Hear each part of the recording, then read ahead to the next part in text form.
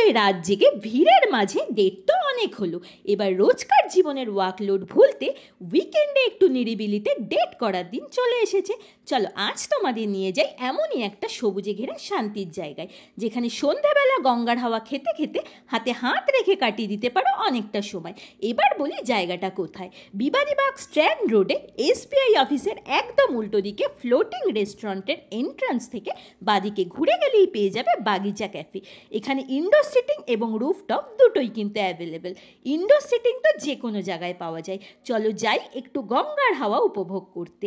ওপরে ওঠা সিঁড়িটা দেখো কি অ্যাস্থেটিক না। এই সিঁড়িতে দাঁড়িয়ে দু তিনটে ছবি তুললে মন একদম ভালো হয়ে যাবে।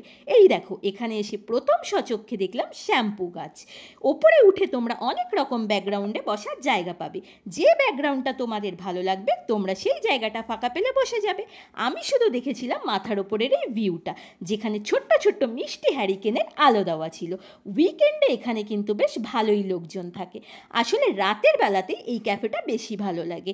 এবার তোমাদের একটা জরুরি কথা বলে রাখি, এখানে কিন্তু শুধুমাত্র ভেজ আইটেম পাওয়া যায়, কোনো নন ভেজ আইটেম এখানে পাবে না। আমরা নিয়েছিলাম কোল্ড কফি, নুডলস আর ফ্রেঞ্চ ফ্রাই। খাবারের দাম কোয়ান্টিটি অনুযায়ী একটু ওভার প্রাইস বলে আমার মনে হলো। কোয়ালিটি মোটামুটি ভালোই, তবে এখানে লোকজন মেনলি অ্যাম্বিয়েন্সের জন্যই আসে।